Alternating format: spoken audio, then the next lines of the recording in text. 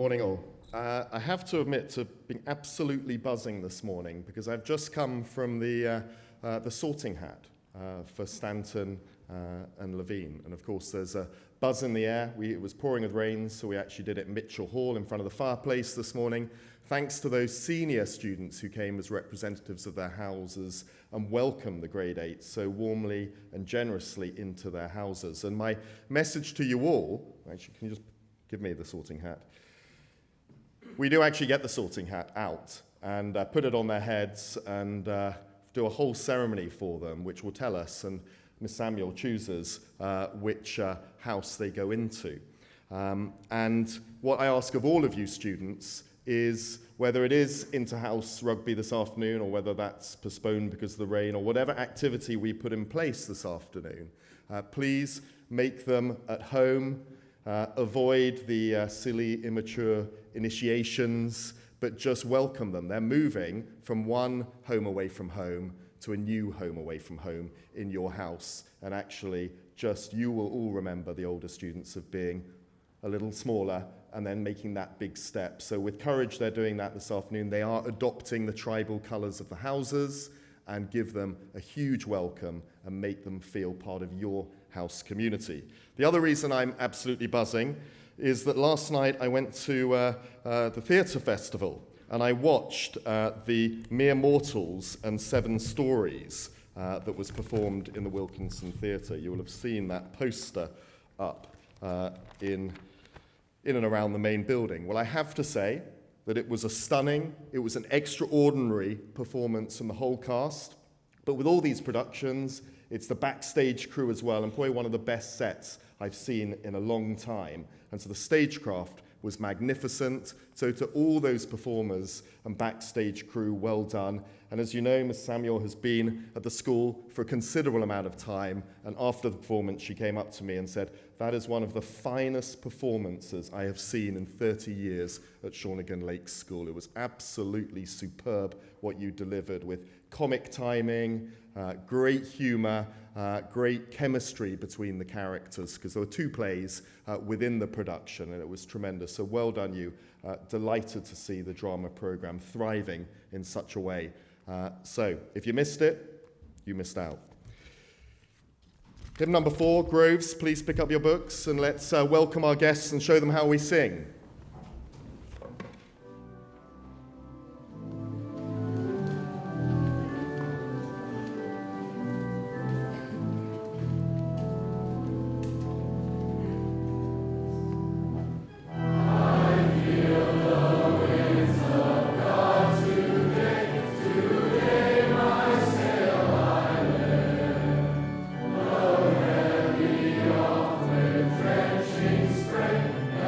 Oh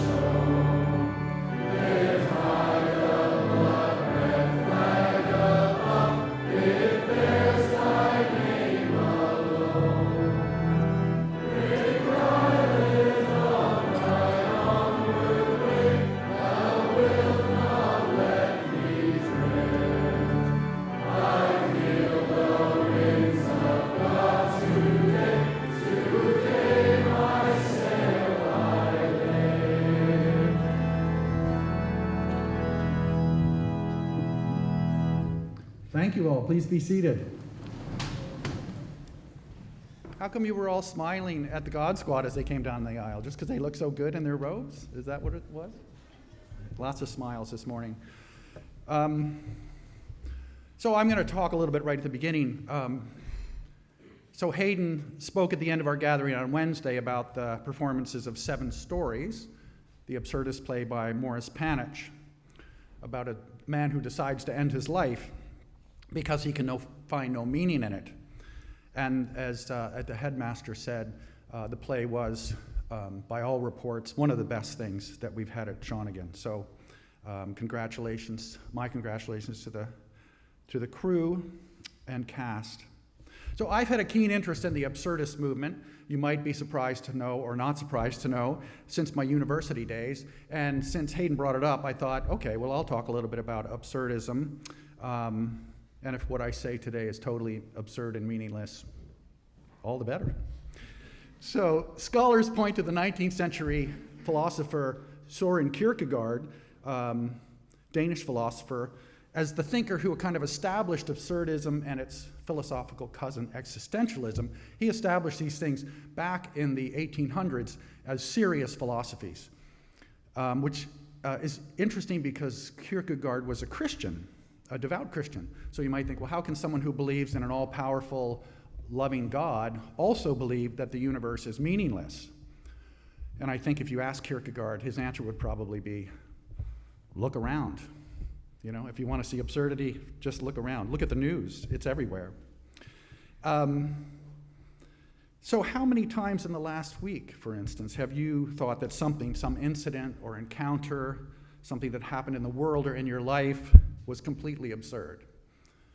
You know, I don't have enough fingers to count my experiences of this absurd this week. Think about things that caused you to say, what was the point of that? Or what does that even mean? Or the ever popular WTF. Absurdist writers don't start by trying to convince us that life is without any discernible meaning. They take for granted that we all experience life's absurdity on a daily basis.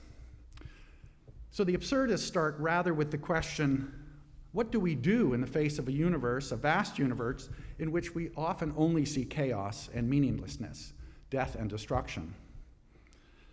So I don't know how many of you read the program from 7 Stories, but it gives an excellent description of absurdism and contains a lot of what I was going to say this morning. So I'm just going to read the description from the program.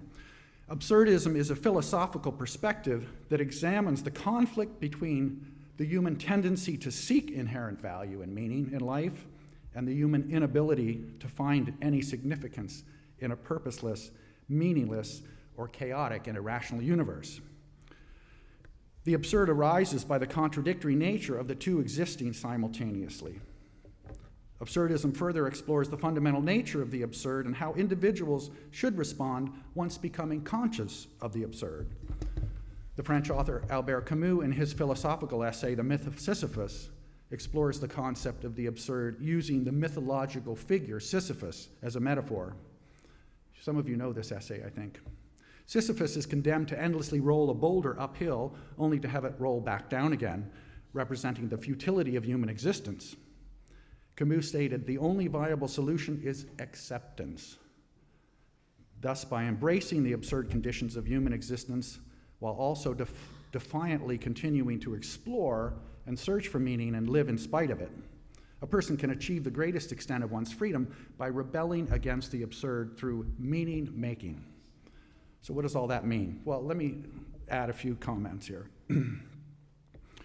So Camus, who wrote philosophical novels up until his death in 1960, said that the most important question we have to answer is, why go on living in this absurd world? And by that, he wasn't advocating for people to end their lives. But Camus thought that human beings should make a conscious decision about life. So we're put here accidentally or without our consent or pre-knowledge. And Camus would say, so you need to choose the life that you've been given. You need to choose to live. Or as someone once said, you need to choose to be or not to be. So Camus concluded that living intentionally and consciously, choosing life, facing the world as it really is, every day, takes far more courage than ending one's life. He was once invited to speak to a group of French monks who asked him what he thought about the afterlife. And he said, well, the question of the afterlife isn't really an interesting question to me. The question that's interesting for me, and this is what he posed to these monks, was if you knew there wasn't an afterlife, if you knew there wasn't God, would you live any differently than you're living now? In community, coming together to pray and to live together. And he was making the point that if you are living in a way that isn't really your choice, but just a response to some external circumstance, Camus would say you're not living an authentic life. You're not living a life of freedom. He said that the only meaning comes from living in accordance with our own deepest values, beliefs, ideas about reality and worldview. He would add that living this way is extremely difficult, that it takes tremendous self-knowledge and courage and is a never-ending process. That if we are to live fully, we must choose life, choose to first accept and then struggle with the meaninglessness which we often see in the world. The violence, the destruction, the crazy behavior we see all around us. Additionally, Camus would say that we don't actually find meaning in the world, we make meaning. In other words, genuine meaning can only come from how we live our lives. And for Camus and other absurdists, this means being honest and accepting life as it is, not living in a fantasy world of denial and distraction. This also, of course, is extremely difficult to do, perhaps more so today than ever before because of how easy it is for us to distract ourselves with our digital technology. So finally, the absurdists believe that to be human is to accept that we are free. We're free to choose life or not to choose it. And that this kind of existential, absolute freedom to choose life, to be who we decide we want to be, is too scary for most people. Most of us are quite happy to be what other people want us to be. And Camus would say that embracing our freedom is the ultimate act of courage.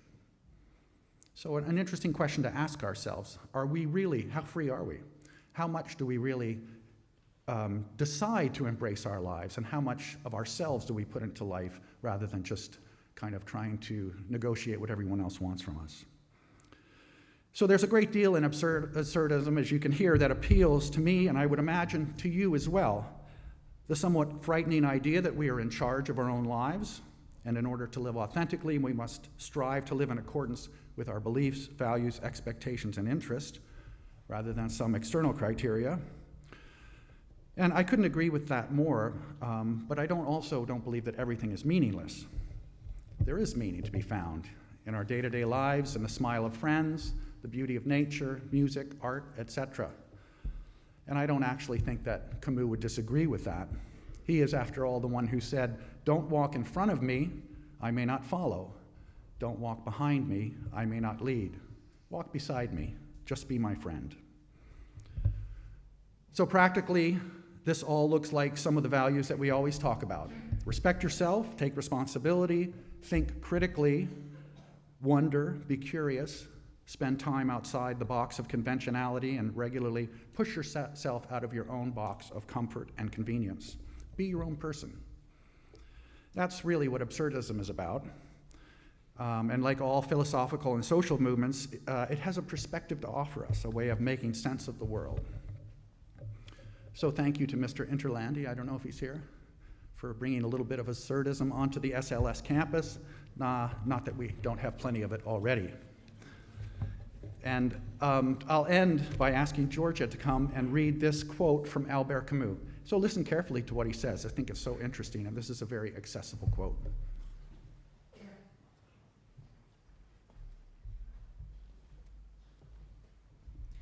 Find meaning. Distinguish melancholy from sadness.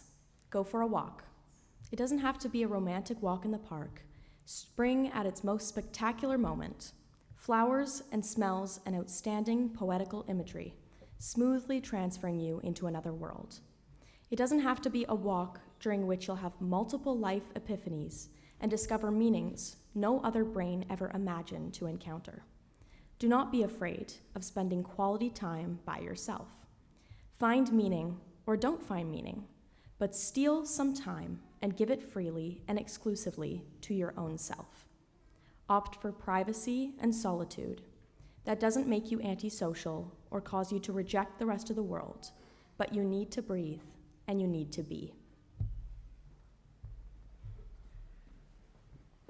Thank you, Georgia, and thank you, everyone, for your patience. It's a little heavy this morning for a rainy Saturday morning, but there you are. So I'm going to invite Damon to come up. She's playing Romance, which is a piece written by Claude Debussy over 100 years ago. So the cello is often used to depict emotion. If you are a movie fan, a film fan, especially soundtrack fan, you know that cellos are often used in film scores to denote something scary is happening or something kind of important or profound, sometimes something kind of really awful. But there's also other emotions that can be evoked by the cello. And in this piece, listen for the ups and downs of being in love.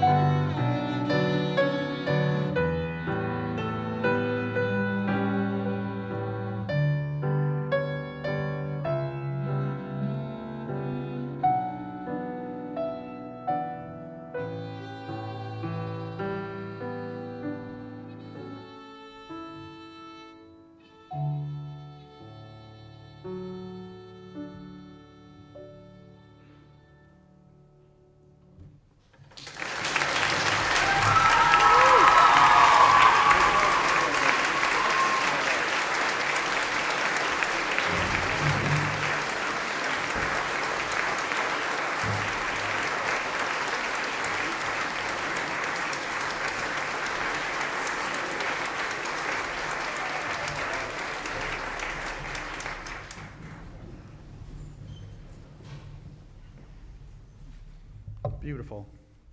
So that evoked all kinds of emotions for me, I think for all of us. So you look around campus and you see all these beautiful buildings and these beautiful grounds, and they didn't just pop up out of nowhere. They were the result of the hard work of many, many people over many, many years. One of the key people in all of this was Linda Ewart. She was in charge of finances and operations for 20 years at Shawnigan. And I don't think most of you knew her or met her. But you know her through the beauty of the campus that you live on. So we're celebrating her life tomorrow for probably mostly just her close family and friends. But I thought in her honor we might sing hymn number 13, Be Still My Soul. I think most of you know it. Be Still My Soul, number 13, please stand.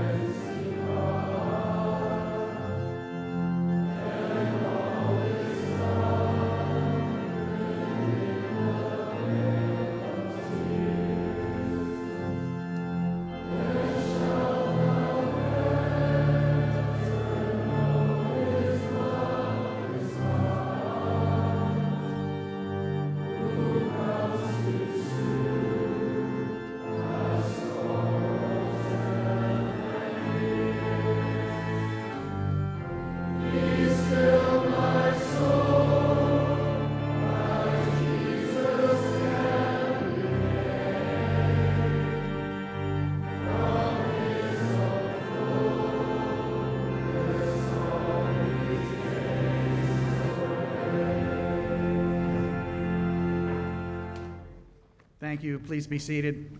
A beautiful hymn sung really beautifully this morning. Thank you for that. I'm going to invite Ingrid to come forward and lead us in the prayers.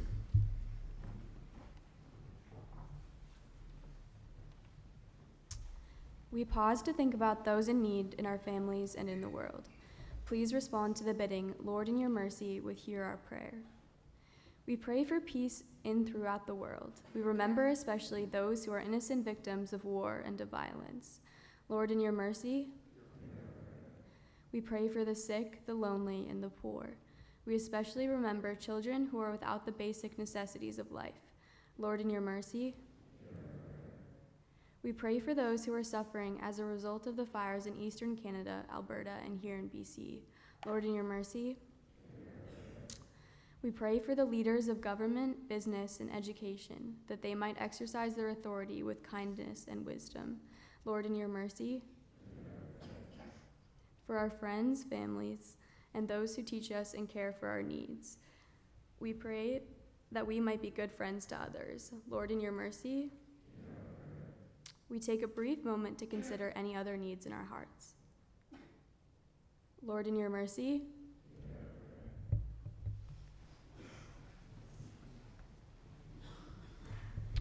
Thank you, Ingrid, for that. Thank you all. We have a few more things to do, but I think I'll next invite Sorith and Kate to come up for a brief commercial message.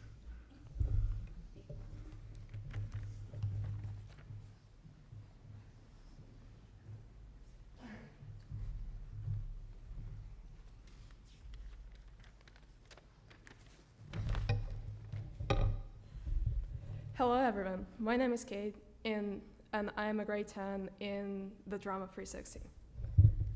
Hi, my name is Sorath, and I am also in the Drama 360. This weekend, we're putting on a production of Sarah DeLapa's debut play, The Wolves. The times for the play will be today, 7:30, Sunday at 3 p.m., and also 7:30 p.m. And on Monday at 4 p.m. for those who can't make it on any other date. Houses will be provided with times in which they are encouraged to go. So look out for those at your house meetings.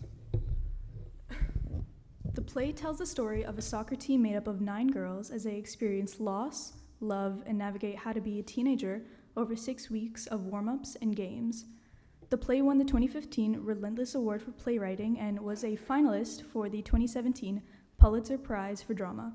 The entire cast, and especially Sal, our director, have worked really hard to get the play to what it is now, and we hope to see you all out there supporting us. Thank you.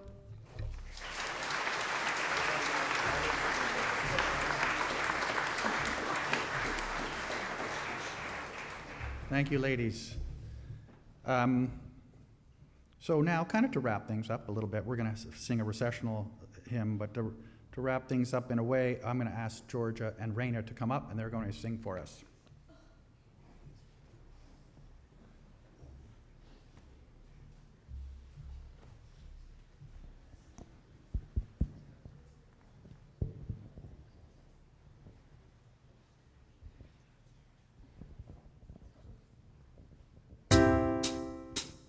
Super trooper lights are gonna blind me, but I won't feel blue like I always do, 'cause somewhere in the crowd there's you.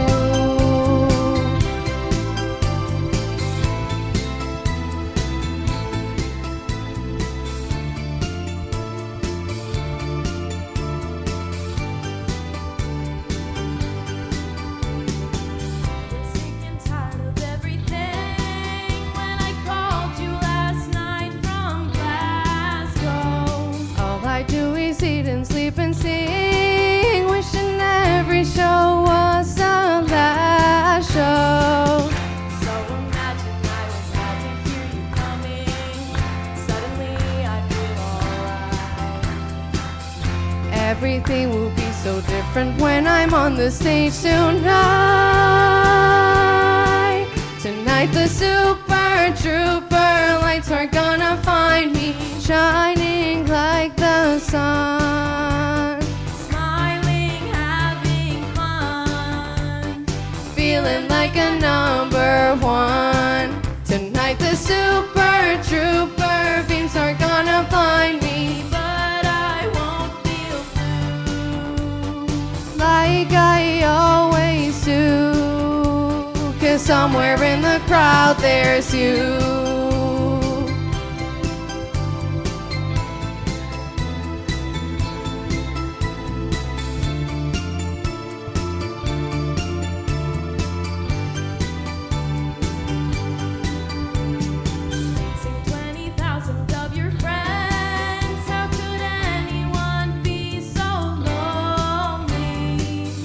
A success that never ends. Still I'm thinking about you only.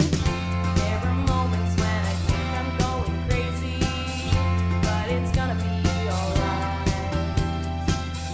Everything will be so different when I'm on the stage tonight. Tonight the super trooper lights are gonna find me shining like the sun, Smiling, having fun. feeling like a number one. Tonight the super trooper beams are gonna blind me, But I won't feel blue like I always do, 'cause somewhere in the crowd there's you. So I'll be there when you arrive. This side of you will prove to me I'm still alive. And when you take me in your arms And hold me tight, I know it's gonna mean so much tonight. Tonight the super trooper lights are gonna find me shining like the sun, smiling, having fun, feeling like a number one. Tonight the super trooper beams are gonna blind me, but I won't feel blue like I always do. 'cause somewhere in the crowd there's you.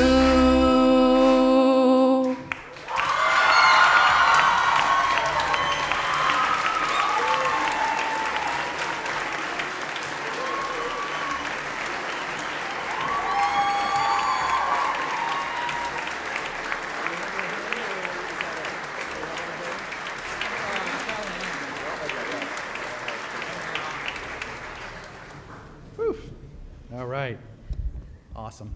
Perfect to come at the ending, right? We'll just sing a hymn, but that was kind of... I haven't forgotten anyone, I hope. Anyone needed to come up and speak? No, good.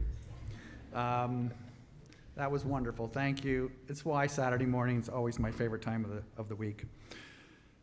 Callan Land, number 11. Wait a minute. Whoa. Quietly. So some of you don't know, or I guess, well, you do know, because the head of school told us that the grade 8s were selected for houses this morning, however you say that. And so we're going to sing Callan Land, and I don't know, this might be the last time the grade 8s get to sing Callan Land as grade 8s, maybe. So belt it out as you always do. So quietly, please stand. Number 11.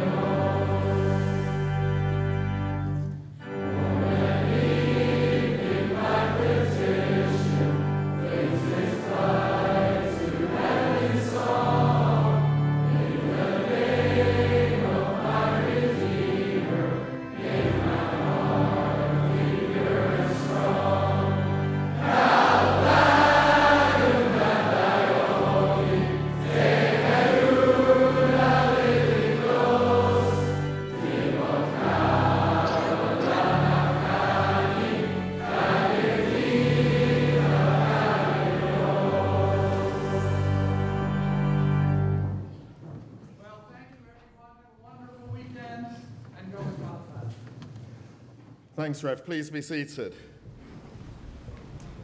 And Rev, thanks for that beautiful message, taking the theatre of the absurd and the philosophy around absurdism. And you quoted Hamlet there with to be or not to be. And of course, Hamlet himself in that Shakespeare play is searching for his identity, searching for the meaning of life. And at the end of it, he says, I am Hamlet the Dane. He actually works out who he is. But at the end of it, he answers Rev to be or not to be with the line right at the end. He says, let be, which speaks to what you spoke of there about accepting life as it is and embracing who we are. So, Theatre Festival, I just also give a plug off the back of the girls. We just had 2 mini performances, which were terrific, from the senior class, junior class, the Wolves. Please go. The times are up and about around the place, so please go and support your friends and see some great theatre. Just also a shout out to a grade 8 student who came up here and played the cello earlier, Damon. That was a terrific performance. Whichever house you're going to go into is incredibly lucky to have you, so well done you. And lastly, we sent them vibes during the gathering last week over to Arbutus Ridge. I'm going to congratulate a couple of, our golf team and some of those who weren't here to receive their colours, the golfers. So DHL, I haven't warned you of this. Could you come on up, please? DHL, of course, master in charge of golf at Shawnigan. But firstly, I'm going to call the colours pair up. Adam Hidley, I think all of you, most of you, know that last year we won the Golf Provincial Championships for the first time. We were defending champions, and hence why we were playing on our home course at Arbutus, inviting other golf teams from across the province. And we've got a very young team, and they did incredibly well to come second. And a big shout out to Adam Hidley, who came second overall in the individual rankings. And I think for those of you who play golf, you understand this. In the second day, he shot 3 under on our Arbutus Ridge course, which is an extraordinary performance. And Adam, I'm going to invite you up first to accept your single colours from your father. And then I've got Johnny. And then I'm going to...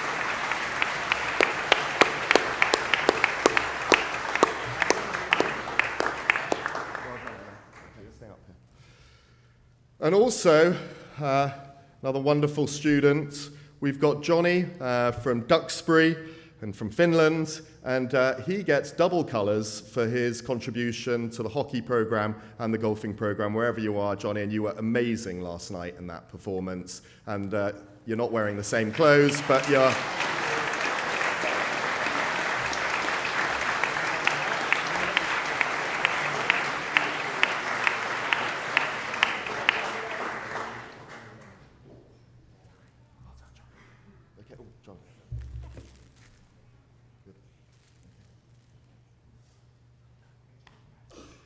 And I'm going to invite one of the golf captains, probably Adam, to come up and just introduce the other golfers. We had some who actually played, and then the support team who also went round, and you'll have seen the photos on Instagram, and Adam's going to invite up the other golfers to receive their medals from DHL in front of you all. Adam, come on up.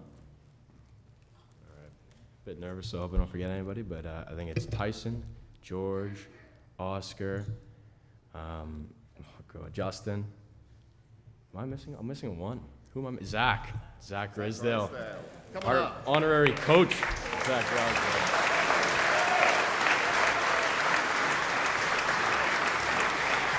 Well done, Tyson. Okay, brilliant.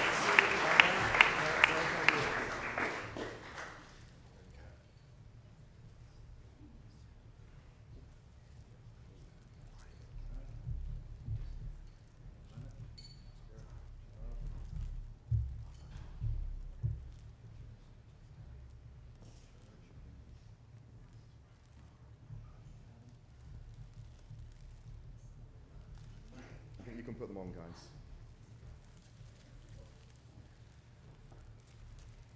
Right, let's hear it for them. Okay, guys. Move them away, Adam.